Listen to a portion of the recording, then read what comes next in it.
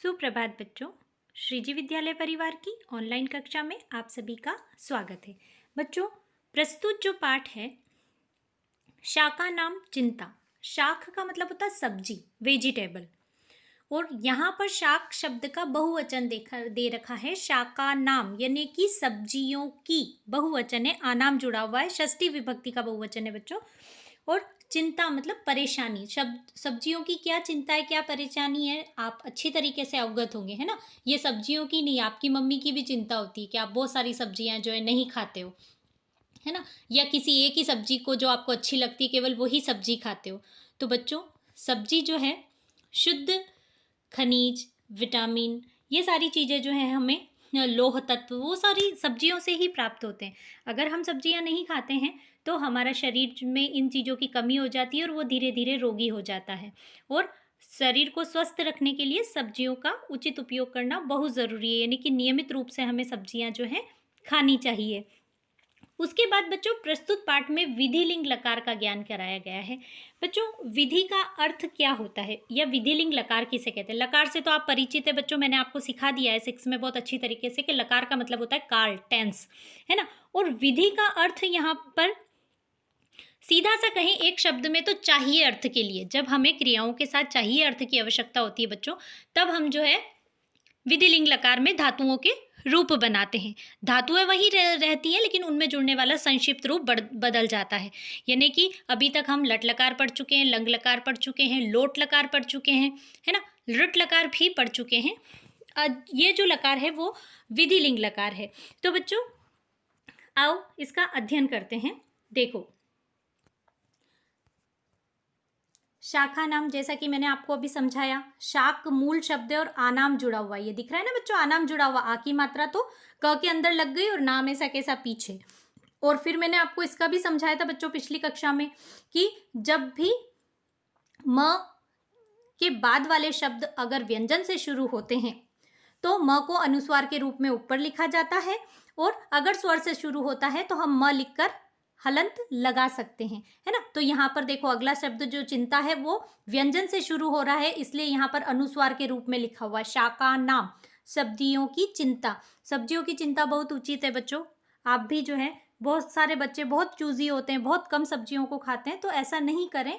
केवल स्वाद के लिए नहीं, सब्जियों में जो तत्व होते हैं जो हमारे शरीर की ग्रोथ के लिए, उसके स्वास्थ्य के लिए आवश्यक होते हैं, तो बच्चों हमें उन्हें खाना चाहिए। अब देखो, आज्ञार्थक प्रेरणा को विधि कहा जाता है, यानी कि ये जो विधिलिंग लकार यहाँ पर लिखा हुआ है उस विधि का अर्थ आपको समझा रखा है आज्ञार्थक।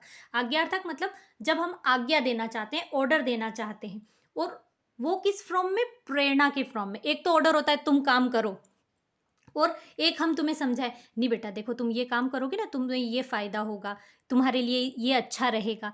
तो ये तुम्हें प्रेरणा दी जा रही है कि तुम उस कार्य को करो। तो जब आज्ञार्थक प्रेरणा, यानी कि तुम्हारे लिए एक ऑर्डर है, लेकिन कैसे है, तुम्हें प्यार से समझाकर, तुम्हें प्रेरणा देकर कि भाई ये काम तुम्हारे लिए अच्छा है, इसलिए तो इसको विधिलिंग लकार कहा जाता है। संस्कृत भाषा में प्रार्थना, इच्छा, चाहिए के लिए विधिलिंग लकार का प्रयोग किया जाता है ना। फिर अनुमति, निमंत्रण, अनुरोध के अर्थ में भी इसका प्रयोग किया जाता है, यानी कि किसी से हमें अनुमति लेनी है, आज्ञा लेनी है तो भी, है ना। निमंत्रण यानी कि किसी को हमें इनवाइट करना है, बुलाना है। तो अनुरोध, अनुरोध भी वही प्रार्थना के अर्थ में आता है। अनुरोध हमेशा जो है सम्मानित व्यक्ति से किया जाता है। फिर निम्न प्रकार से धातु के, अब जैसे बच्चों है ना, जैसे वर्तमान काल में हम अति, अतः संक्षिप्त रूप जोड़कर धातुओं के रूप बनाते हैं, ऐसे हर लकार के अपने एक संक्षिप्त रूप होते हैं जिन्हें प्रत्यय भी कहा जाता है। वो प्रत्यय जोड़कर उस धातु में रूप बनाए जाते हैं।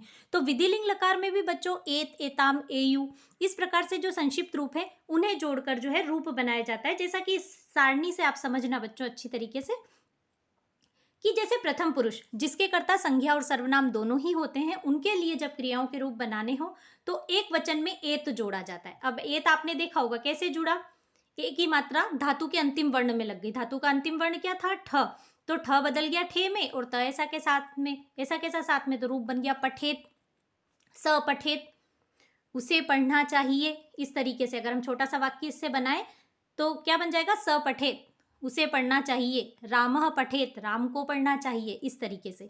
ठीक है, उसके बाद देखो फिर यहाँ पर अगर द्विवचन है, सह की जगह तो है, रामः की जगह रामो है, तो एताम जुड़ेगा। जोड़ने का तरीका वही रहेगा, ए की मात्रा धातु के अंतिम वर्ण में लग जाएगी और ताम ऐसा कैसा साथ में जुड़ जाएगा।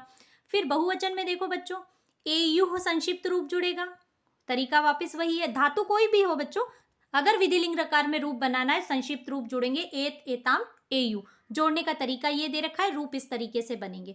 तो अंतिम मात्रा जो है वो ठ के अंदर लग गई और युह ऐसा कैसा साथ में, पठेयुः। फिर मध्यम पुरुष, मध्यम पुरुष जिसके कर्ता बच्चों उभयलिंगी होते हैं, यानी कि जिनके रूप में लिंग के अनुसार कोई परिवर्तन नहीं आता, उनके लिए जब हम रूप बनाते हैं तो एह, एताम, एत ये संक्षिप्त रूप होते हैं। तो जोड़ने का तरीका वही रहेगा, रूप इस तरीके से बनेंगे। बहुवचन में वापस एतम जुड़ेगा और द्विवचन में एतम जुड़ेगा और बहुवचन में एत जुड़ेगा। बच्चों यहाँ पर आप देखना, प्रथम पुरुष और वापस मध्यम पुरुष के बहुवचन, इनमें केवल हलंत का अंतर है। ऐसा कैसा लंग लकार में भी होता है बच्चों, है ना। तो इस चीज का विशेष ध्यान रखें आप लोग कि जहां पर हलंत लगा हुआ है वो हमेशा प्रथम पुरुष का एक वचन होगा, और जहां अगर आप हलंत लगाना भूल गए तो वो मध्यम पुरुष द्विवचन हो जाएगा। तो अगर आपने उसका प्रयोग प्रथम पुरुष के कर्ता के साथ कर दिया तो आपका वाक्य जो है गलत हो जाएगा। तो इस चीज, ये बहुत छोटा सा अंतर है लेकिन बहुत बड़ा है, इसका विशेष ध्यान रखें। उसके बाद उत्तम पुरुष, उत्तम पुरुष इसके भी कर्ता बच्चों उभयलिंगी होते हैं, है ना।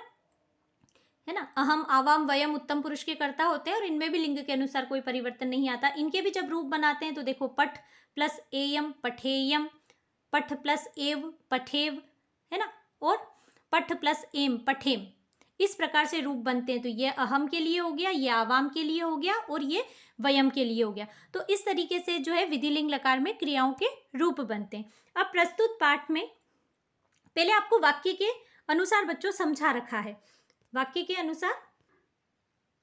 तो जैसे सह गृहम गच्छेत, यहां पर आप समझना इसको बच्चों वापस, सह गृहम गच्छेत। सह, अब देखो सह का अर्थ वह होता है, लेकिन जब विधिलिंग लकार में परिवर्तित होकर बनेगा तो हम यहाँ पर उसे, है ना, गृहम मतलब घर को, गच्छेत मतलब जाना चाहिए, उसे घर को जाना चाहिए। फिर देखो अगर द्विवचन का है, वह नहीं होकर दो लड़के हैं तो क्या हो गया, सह का तो हो गया तो, लेकिन अब क्रिया क्या जुड़ गई, गच्छ का गच्छेताम हो गया।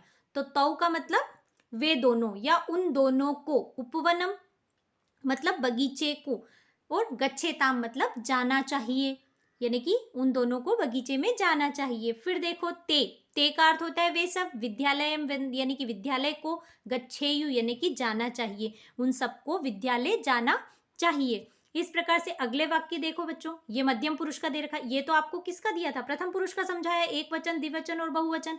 और यहाँ पर जो है अब हम मध्यम पुरुष के द्विवचन को समझ रहे हैं। तो मध्यम पुरुष में भी वापस देखो, त्वम का अर्थ होता है तुम, पुष्प वाटिका यानी कि वही बगीचा, उद्यान, गच्छे मतलब जाना चाहिए। तो अब यहाँ तुम अर्थ नहीं लेंगे, तुम्हें बगीचे को जाना चाहिए या तुम्हें पुष्प वाटिका जाना चाहिए। फिर अब देखो युवाम, द्विवचन का कर्ता आ गया मध्यम पुरुष का, तो तुम दोनों, नगरम मतलब नगर या शहर, गच्छेताम मतलब जाना चाहिए, तुम दोनों को शहर जाना चाहिए, है ना।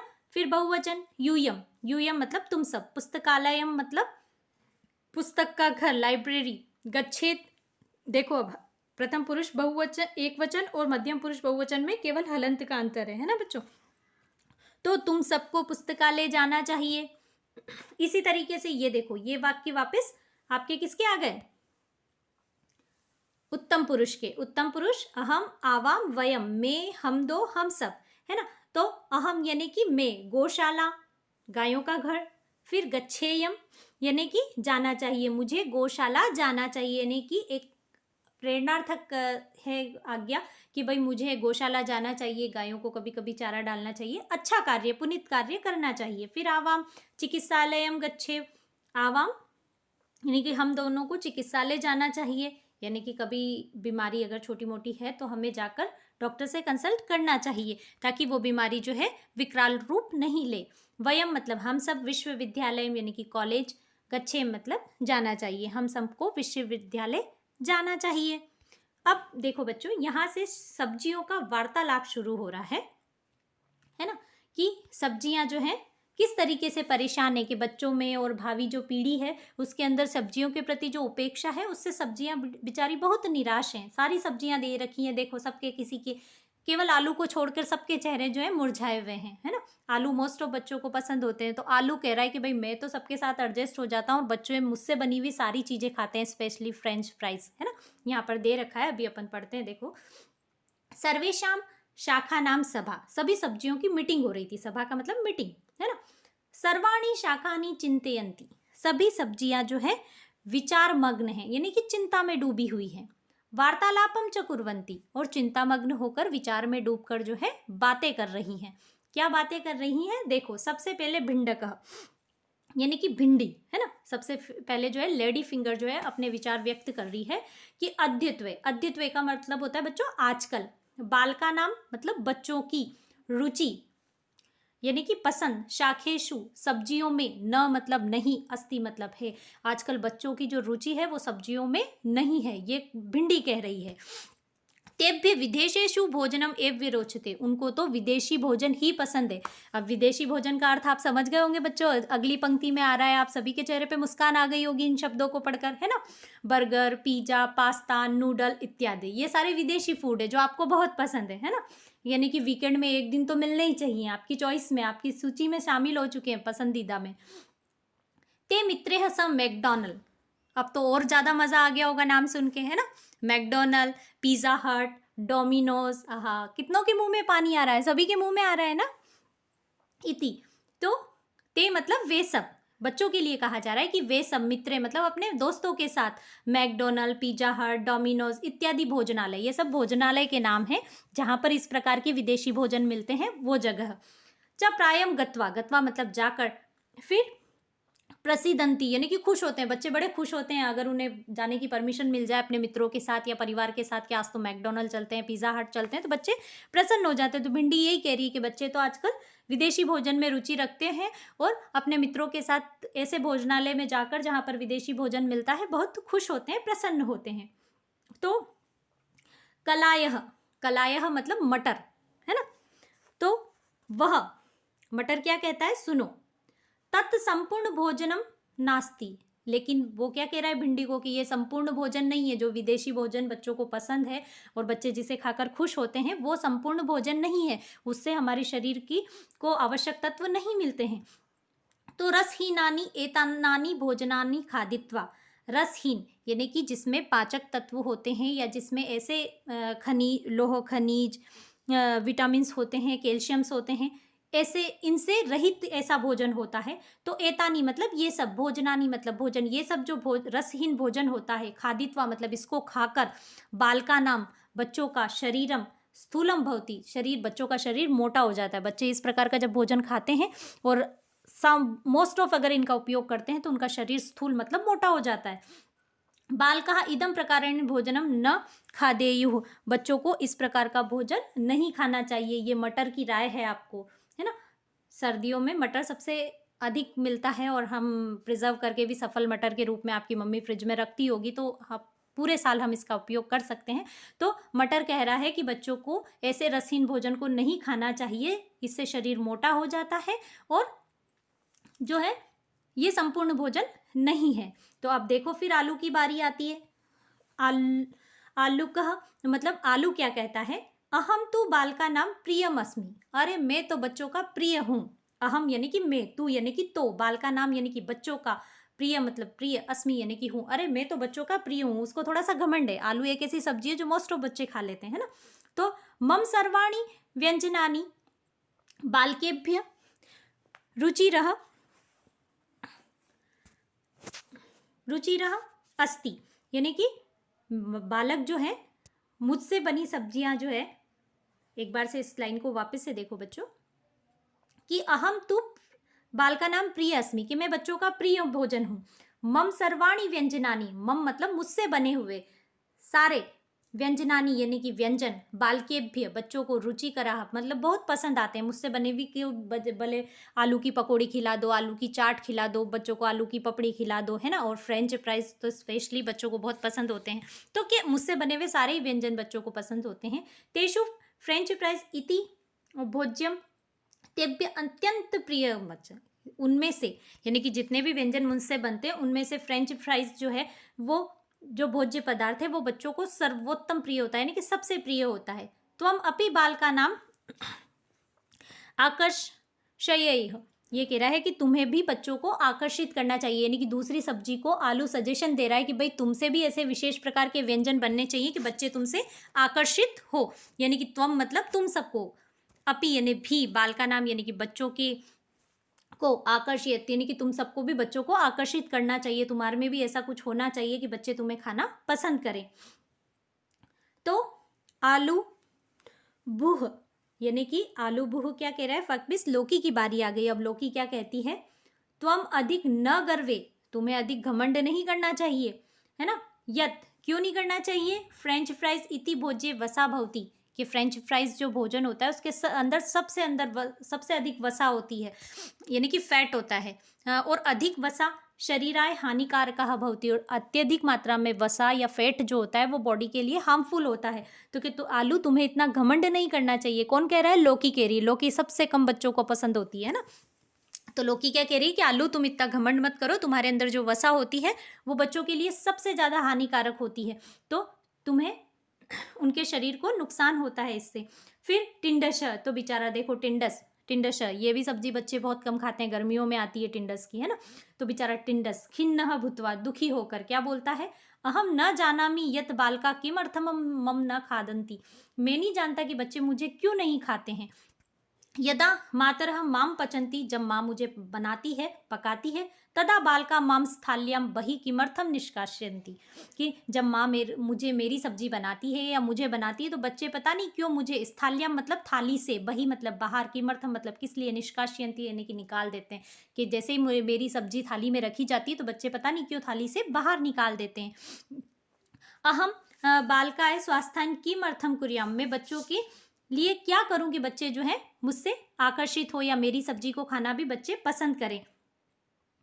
तो फिर देखो अब किसकी बारी आ गई, कोशात की यानी कि तरोई। तो तरोई क्या कहती है, भ्रातः के भाई, ममापी इयमेव पीड़ा, मेरी भी यही पीड़ा है, ममापी यानी कि मेरी भी, इयमेव मतलब यह ही, पीड़ा मतलब दुख, मेरा भी यही दुख है कि मेरी भी सब्जी, तरोई की सब्जी भी ऐसी होती है, टिंडस और लौकी इनके जैसी लगती है।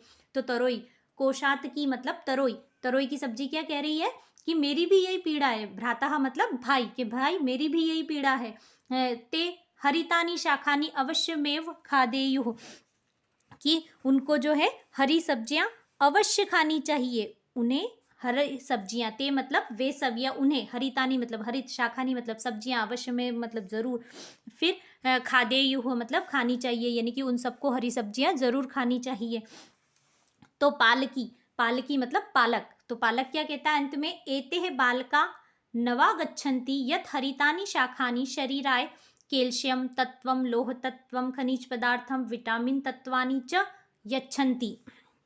तो क्या कह रहा है कि बच्चे ये नहीं समझते हैं, एते मतलब ये सब बात बच्चे, नवागच्छन्ति यानी कि ये नहीं जानते हैं कि हरितानी हरी सब्जियां शरीर के लिए, हरी सब्जियों में शरीर के लिए जो है कैल्शियम, लोह तत्व यानी कि आयरन होता है, खनिज पदार्थ होते हैं, विटामिन्स होते हैं, ये बच्चे जो है नहीं जानते, यानी कि हरी सब्जियां बच्चों के शरीर के लिए कैल्शियम, लोह तत्व, खनिज पदार्थ और विटामिन देती है, ये बात बच्चे नहीं जानते हैं।